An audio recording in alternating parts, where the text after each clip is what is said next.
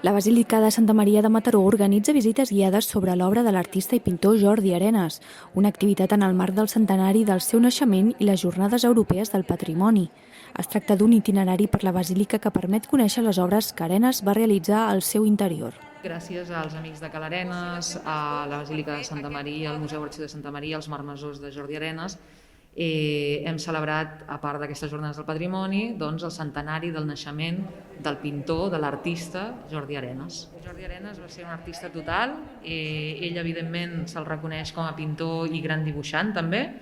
però també va practicar l'escultura, es va interessar també per la història, per l'arqueologia,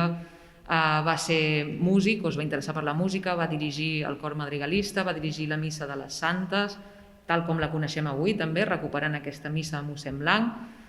i va ser, per tant, un artista total que a més també va ser professor durant molts anys, 50 anys, a casa seva, també, de moltes mataronins i mataronines que encara el recorden, que van anar a les seves classes. Era un gran professor, exigent, però molts d'aquests mataronins i mataronines, alguns i algunes van arribar a ser, o són encara avui, artistes, o gent que ha sigut més artista amateur o que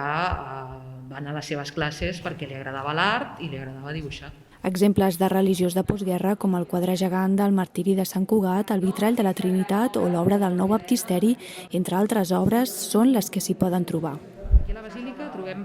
diferents obres.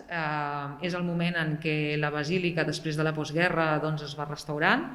però hi ha obres des dels anys 40, que ell era un jove de 20 i pocs anys, fins als anys 60,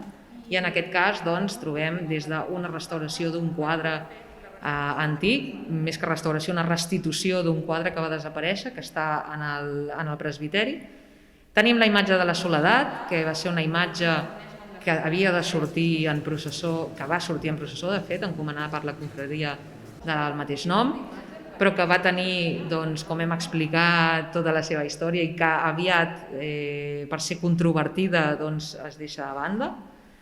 Tenim una petita imatge de Sant Desideri, tenim uns quadres aquí en la capella del Sant Crist i, per últim, aquesta gran obra, que és aquest baptisteri nou en el que Jordi Arenas fa tots aquests frescos dels murs. Arenas va ser un artista polifacètic, pintor, escultor, músic, gran interessat per la història o l'arqueologia, que va jugar un paper clau en la dinamització de la vida cultural de Mataró. Metòdica, ell se'n va aprendre i a practicar i a